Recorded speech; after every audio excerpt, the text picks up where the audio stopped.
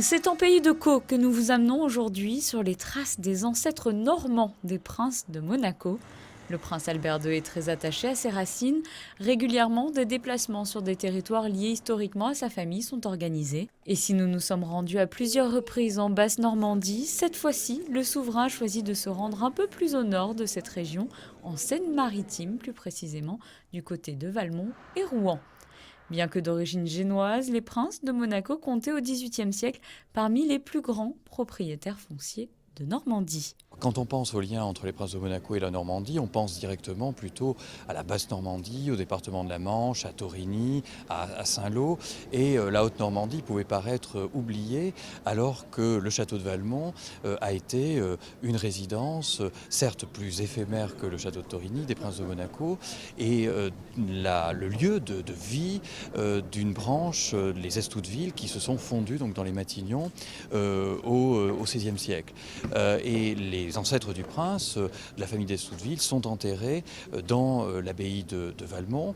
Et le château de Valmont, au moment de la Révolution, a accueilli, abrité le jeune prince Honoré V, un petit peu pour le protéger des excès révolutionnaires parisiens. Les princes de Monaco en Normandie, des Estouteville au Grimaldi. Présentée à Rouen, cette exposition réunit une centaine d'œuvres et manuscrits originaux, un travail conjoint des archives départementales de Seine-Maritime et du Palais Princier. On remonte au XIe siècle, à l'époque de Guillaume le Conquérant, et aux origines d'une des plus illustres familles normandes, les Estouteville, qui était basée non loin d'ici à Étouteville, et ensuite qui s'est transportée à Valmont au XIIe siècle. Donc on couvre 8 siècles d'histoire dans cette exposition. Cette exposition est aussi le fruit d'un travail de longue date d'un passionné d'histoire de la région. Je me suis dit que si moi-même je quittais ma maison, la première chose que j'emmènerais avec moi, ce sont mes papiers, mes archives, mes documents. Alors je me suis dit peut-être qu'avec un peu de chance, les Grimaldi ont eu la même idée lorsqu'ils ont quitté Valmont. Donc comme les papiers des Grimaldi maintenant sont certainement à Monaco, je vais écrire aux archives monégasques, au Palais Princier, pour me renseigner. Et ça, c'était en 1993. On m'a gentiment répondu qu'il y avait beaucoup d'archives concernant Valmont, qu'elles étaient à ma disposition et que je pouvais venir les consulter sur place. C'est sur la commune de Valmont que le prince Albert II a donc débuté ce déplacement sur les terres normandes.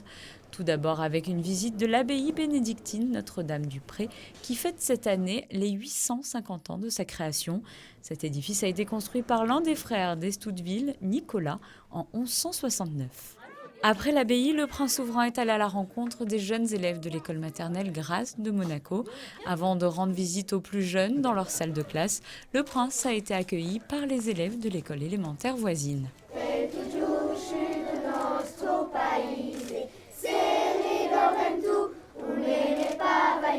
Le souverain a également inauguré une rue au nom des princes de Monaco lors de cette visite. Les habitants étaient très émus de le rencontrer. Je travaille à Valmont et je viens pour voir le prince. Pourquoi vous êtes venu aujourd'hui? Pour voir le prince. C'est un événement pour nous à Valmont, quand même. À l'époque, j'ai amené le siège de Midas à Monaco et puis on est resté là jusqu'à maintenant. Et on a eu avec beaucoup de plaisir et justement à l'honneur du prince, on voulait venir à cet événement parce qu'on a énormément de respect pour lui et pour tout ce qu'il fait. Le prince Albert II est le troisième prince de Monaco à se rendre dans cette région. Tout d'abord le petit-fils d'Honoré III, futur prince Honoré V. Pendant les premières années de la Révolution, le jeune prince a séjourné au château de Valmont. Cette ancienne demeure des Estouteville est aujourd'hui un domaine privé entièrement rénové ces 15 dernières années par ses nouveaux propriétaires. Au début du XXe siècle, c'est au tour du prince Albert Ier de se rendre à 2 reprises sur les terres de ses ancêtres, à Rouen et au Havre pour le Congrès de la paix en 1903, puis ici même à Valmont en 1908. Il y a ce lien historique avec ma famille et cette ville et ces lieux emblématiques que sont le château, que sont l'abbatiale, et donc des lieux très beaux, très bien restaurés.